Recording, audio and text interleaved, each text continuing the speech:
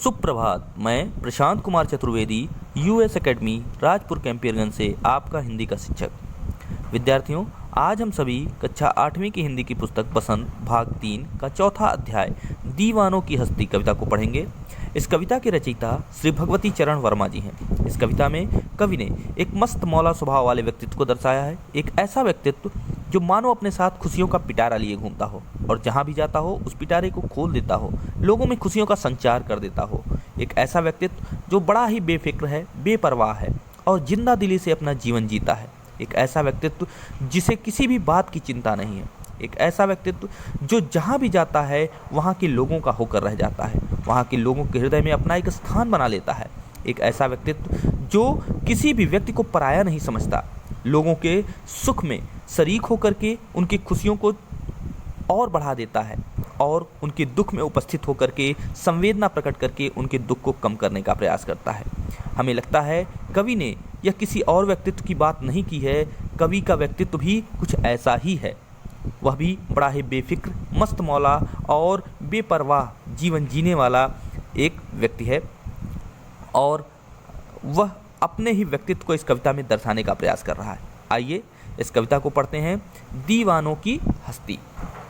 हम दीवानों की क्या हस्ती है, आज यहाँ कल वहाँ चले। हम दीवानों की क्या हस्ती है, आज यहाँ कल वहाँ चले। मस्ती का आलम साथ चला, हम धूल उड़ाते जहाँ चले। आए बनकर उल्लास अभी, आए बनकर उल्लास अभी, आंसू बनकर बह चले अभी। सब कहते ही रह गए, अरे तुम कैसे आए, कहाँ चले। किस ओर चले यह मत पूछो, किस ओर चले यह मत पूछो। चलना है बस इसलिए चले, जग से उसका कुछ लिए चले, जग को अपना कुछ दिए चले। दो बात कही, दो बात कही, दो बात सुनी, दो बात कही, दो बात सुनी। कुछ हंसे और फिर कुछ रोए, छक्कर सुख दुख के घूंटों को हम एक भाव से पिए चले। हम भिखमंगों की दुनिया में, हम भिखमंगों की दुनिया में स्वच्छंद लुटाकर प्यार चले। हम भिखमंगों की दुनिया में स्वच्छंद लुटाकर प्यार चले। हम एक निशानी सी उर पे, हम एक निशानी सी उर पे ले असफलता का भार चले। अब अपना और पराया क्या, अब अपना और पराया क्या, आबाद रहें रुकने वाले। अब अपना और पराया क्या, आबाद रहें रुकने वाले। हम स्वयं बंधे थे और स्वयं हम अपने बंधन तोड़ चले। तो आइए इस कविता के भावार्थ को समझते हैं और इसके कठिन शब्दों के अर्थ को भी जानेंगे। बीच बीच में मैं आपको बताता रहूँगा। जो कठिन शब्द होंगे उनको मैं आपको स्पष्ट उनके अर्थ को आपको बताता रहूँगा। शुरू करते हैं इस कविता को। हम दीवानों की क्या हस्ती हैं, आज यहाँ कल वहाँ चले। मस्ती का आलम साथ चला, हम धूल उड़ाते जहाँ चले। प्रस्तुत पंक्तियों में कवि कहना चाहता है कि अपनी मर्जी से जीवन जीने वाले मस्त मौला स्वभाव वाले व्यक्तित्वों का कोई हस्ती नहीं होती।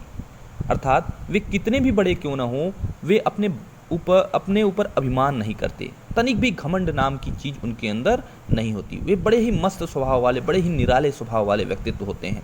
उन्हें किसी बात का अभिमान नहीं होता है। आज यहाँ कल वहाँ चले। वे कहीं ठहरने वाले भी नहीं होते। वे आज यहाँ हैं तो कल कहीं और चले जाते हैं। वे कहीं रुकने वाले भी नहीं हैं। वे एक जगह स्थिर रहने वाले भी नहीं हैं। वे मस्त मौला और निराले अंदाज में अपना जीवन जीने वाले होते हैं, बेफिक्र होते हैं, बेपरवाह होते हैं। वह निरंतर चलते रहते हैं, आगे बढ़ते रहते हैं और जहाँ भी जाते हैं मस्ती का आलम साथ चला, हम धूल उड़ाते जहाँ चले। वे जहाँ भी जाते हैं हर तरफ मस्ती, मस्ती का मतलब यहाँ क्या, खुशियों का।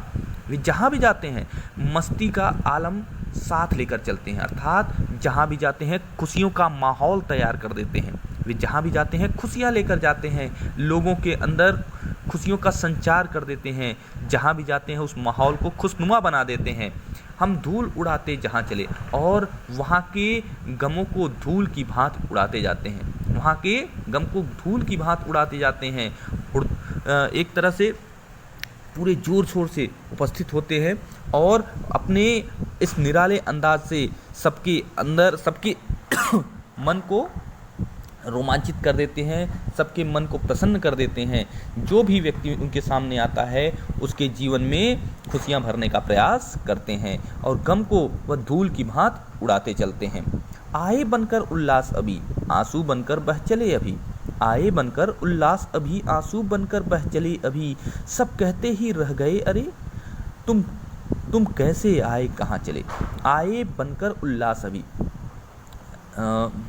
ऐसे मस्त मौला जीवन जीने वाले व्यक्ति उल्लास लेकर आते हैं, अर्थात खुशियाँ लेकर आते हैं, खुशियाँ बांटते चलते हैं।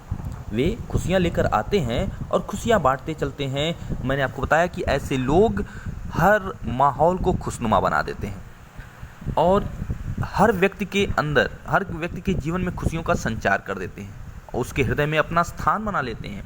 वे उसके जीवन में एक अहम उसके जीवन से जुड़ जाते हैं, उनके जीवन से जुड़ जाते हैं, उनके हृदय में अपना स्थान बना लेते हैं। और ऐसे व्यक्ति जो हृदय में स्थान बना ले वह, और मैंने आपको ये भी बताया कि वे ठहरने वाले नहीं होते, वे सदैव किसी स्थान पर एक जगह स्थिर रहने वाले नहीं होते, वे चलते रहते हैं। तो ऐसा व्यक्ति जो हृदय में स्थान बना ले और वह हमसे अचानक दूर होने लगे तो क्या होगा। ऐसे व्यक्ति के जाने से हमारे हृदय में दुख का भाव उमड़ेगा, हमारी आंखों में उसके लिए आंसू आ जाएंगे, उसके जाने के कारण हमारी आंखों में उसके लिए आंसू आ जाएंगे। तो वही बात यहाँ कहना चाहता है कवि। ऐसे कवि कहता है कि मस्त मौला जीवन जीने वाले व्यक्ति एक जगह ठहरते नहीं हैं, वे जहाँ भी जाते हैं खुशियों का संचार कर देते हैं। आए बनकर उल्लास अभी, वे जहाँ भी जाते हैं खुशियाँ लेकर जाते हैं, खुशियाँ बांटते हैं, खुशियाँ लुटाते चलते हैं और लोगों के हृदय में अपना एक स्थान बना लेते हैं। और जब वह जाने लगते हैं तो लोगों के हृदय को द्रवित कर जाते हैं, उनकी आंखों से आंसू निकल जाते हैं। वो उस स्थान, जो हृदय में स्थान प्राप्त कर ले, उसके बिछड़ने का गम तो हर व्यक्ति को होता है।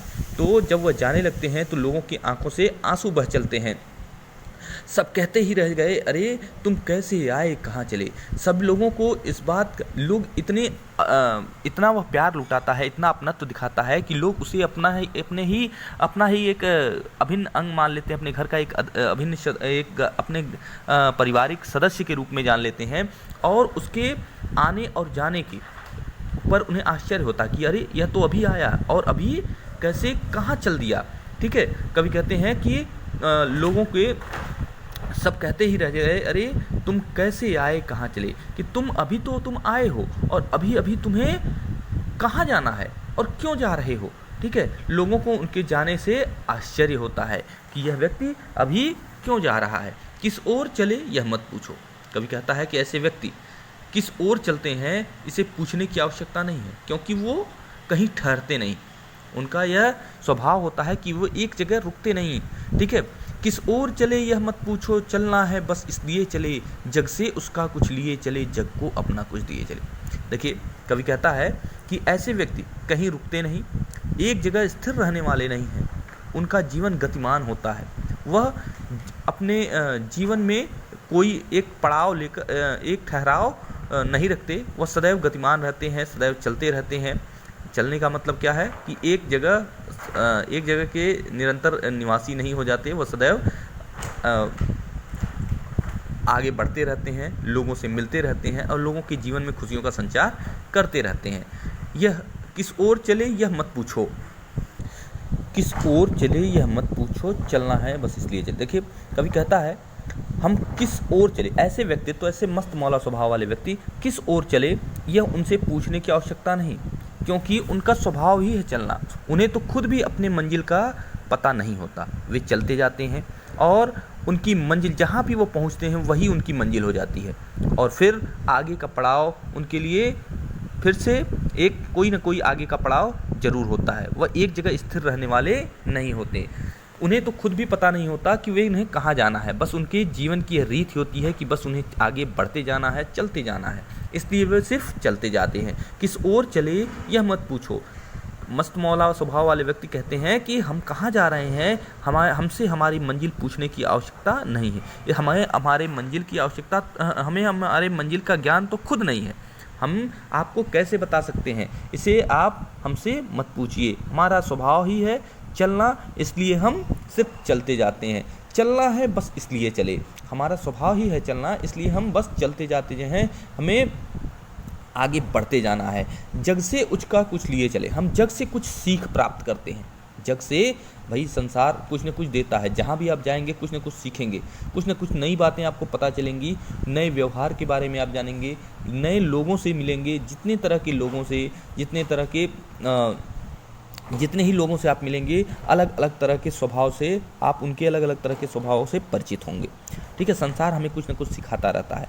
ठीक है, तो कवि कहता है जग से उसका कुछ लिए चले। जग से उसने बहुत सी सीखें प्राप्त की है, जग से उसने बहुत कुछ सीखा है, इस संसार से उसने बहुत कुछ सीखा है, बहुत ही सीख प्राप्त की है, और जग को अपना कुछ लिए चले। और जो भी अनुभव प्राप्त किया है, जो भी इस संसार के लोगों से जो भी अनुभव प्राप्त किया है उसने, पहले तो संसार से उसने अनुभव बहुत कुछ सीखा है। ठीक है, जग से उसका कुछ लिए चले।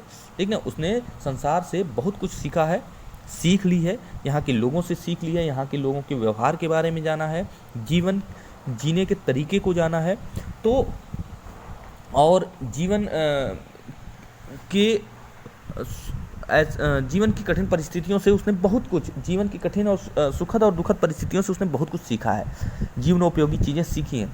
और वह कहता है जग को अपना कुछ दिए चले। और जो अनुभव उसने प्राप्त किया है, जो सीख उसने प्राप्त की है, उस अनुभव को जहाँ जिन जिन लोगों से वह मिलता है, उस संसार उन लोगों को वह कुछ न कुछ सिखाता चलता है, अपने जीवन से, अपने व्यक्तित्व से प्रभावित करता चलता है, उन्हें कुछ न कुछ सीख देते चलता है। दो बात कही दो बात सुनी, कुछ हंसे और फिर कुछ रोए। दो बात कही दो बात सुनी, कुछ हंसे और फिर कुछ रोए, छक्कर सुख दुख के घूंटों को हम एक भाव से पिए चले। कवि कहता है कि हम अपनी दो बातें बताते हैं, अर्थात हमने जो कुछ भी सीखा है लोगों को बताते रहते हैं और उनकी बातों को सुनते रहते हैं, अर्थात उनसे अनुभव प्राप्त करते रहते हैं, उनसे सीखते रहते हैं। हम सदैव ही क्या, एक सीखने वाले के रूप में वहाँ उपस्थित रहते हैं, और समय आने पर कभी न कभी सुखद और दुखद परिस्थितियों में, जीवन के विकट परिस्थितियों में हम लोगों को सीख भी देते हैं। जो भी हमारे अंदर होता है वो चीज़ें हम उन्हें बताते हैं, और वहाँ से जो कुछ भी प्राप्त होता है उसे हम ग्रहण करते हैं। दो बात कही दो बात सुनी, हमें जो भी अनुभव प्राप्त है उसके आधार पर हम अपनी बातें बताते भी हैं, और उन लोगों के अनुभव के आधार पर कुछ बातें सीखते भी रहते हैं, जिनसे हम मिलते हैं उनसे सीखते भी रहते हैं। कुछ हंसे और फिर कुछ रोए। कवि कहता है कि परिस्थितियों के अनुसार हम कभी हंसते हैं तो कभी रोते हैं। जैसी परिस्थितियाँ आती हैं उसके अनुसार हम स्वयं को, अपने आप को उसमें ढाल लेते हैं। कवि कहता है कि हम जहाँ भी जाते हैं उनसे खुशीपूर्वक मिलते हैं, उनसे अपनी बातें साझा करते हैं, अपने सुख और दुख को बांटते हैं, उनके सुख और दुख से को हम सुनते हैं। ठीक है, अपने मन की बात को उनसे कहते हैं और उनकी मन की बातों को भी सुनते हैं। वह कहता है छक्कर सुख दुख के घूंटों को हम एक भाव से पिए चले। हम सुख हो या दुख हो, किसी भी परिस्थिति में उनका साथ नहीं छोड़ते। हम जहाँ जाते हैं वहाँ के लोगों के होकर रह जाते हैं, और सुख और दुख किसी भी परिस्थिति में हम उनका साथ नहीं छोड़ते। सुख होता है तो उस खुशी में शरीक होकर के, उन खुशियाँ होती हैं उनके जीवन में, अगर खुशियाँ होती हैं तो उस खुशियों में शरीक होकर के हम उनकी खुशियों में चार चांद लगा देते हैं। और अगर दुख होता है तो उनके साथ वहाँ उपस्थित होकर के, उस विकट परिस्थितियों में उनका साथ दे करके, संवेदना प्रकट करके उनके दुख को भी बांटते चलते हैं। जीवन में जैसी भी परिस्थितियाँ आती हैं हम दोनों ही परिस्थितियों को स्वीकार करने के लिए तैयार रहते हैं। सुख और दुख हमारे लिए एक समान है, उनको हम समान भाव से स्वीकार करते हैं। भाई सुख और दुख क्या है? जीवन रूपी गाड़ी के दो पहिए हैं।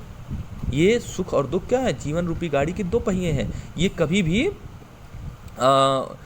इन पहियों के बिना जीवन की यह गाड़ी चल नहीं सकती। ठीक है, तो आप भी जान लीजिए जीवन की ये रीत है, सुख और दुख आते रहते हैं। तो कवि ने बताया है कि हम जहाँ भी जाते हैं वहाँ के लोगों की खुशियों में शरीक होकर के उनकी खुशियों में चार चांद लगा देते हैं, और उनके दुख को भी हम सुनते हैं, उस दुख में शरीक होते हैं, और उस संवेदना प्रकट करके दुख को कम करने का भी प्रयास करते हैं। कवि कहता है मेरे जीवन में जो भी परिस्थितियाँ आती हैं, सुख हो या दुख हो, उस दोनों को हम सहजता से स्वीकार करते हैं।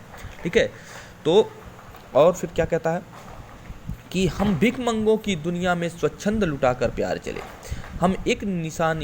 हम भिखमंगों की दुनिया में स्वच्छंद लुटाकर प्यार चले, हम एक निशानी सी उर्पे ले असफलता का भार चले। देखिए इसमें कवि कहना चाह रहा है हम भिखमंगों की दुनिया में, देखिए भिखमंगों की दुनिया इसलिए कहा गया है क्योंकि कवि के अनुसार कि ये दुनिया क्या है, भिखमंगे की बात है, हमेशा कुछ न कुछ मांगती रहती है, हमेशा कुछ न कुछ की किसी न किसी चीज़ की कामना की करती है। ठीक है, हम भिखमंगों की दुनिया में, उसका दुनिया का क्या काम है, हमेशा मांगते रहना, हमेशा झोली फैलाए रखना, हमेशा किसी न किसी चीज़ की चाह रखना। तो इसलिए कवि ने उसे भिखमंगा कहा है कि दुनिया सिर्फ लेना जानती है, देना नहीं जानती है। हम भिखमंगों की दुनिया में स्वच्छंद लुटा कर प्यार चले, और ऐसे भिखमंगों की दुनिया में, ऐसे मांगने वालों की इस दुनिया में हम स्वच्छंद, स्वच्छंद मतलब आज़ाद होकर के, खुद से अपनी इच्छा से अपना पूरा प्यार लुटाकर आगे चले जाते हैं। अर्थात अपना प्यार सदैव लुटाते रहते हैं, इन पर अपना प्यार न्यौछावर करते रहते हैं। हम एक निशानी सी उर पे ले असफलता का भार चले। ऐसा नहीं है कि मेरा पूरा जीवन सफलता से भरा हुआ है, मैंने भी असफलता को झेला है, मैंने भी असफलता को झेला है, लेकिन उसका जिम्मेदार मैं किसी को नहीं मानता। उसका जिम्मेदार कौन है? मेरे जीवन में अगर मुझे असफलता मिली है तो उसका जिम्मेदार मैं स्वयं ही हूँ।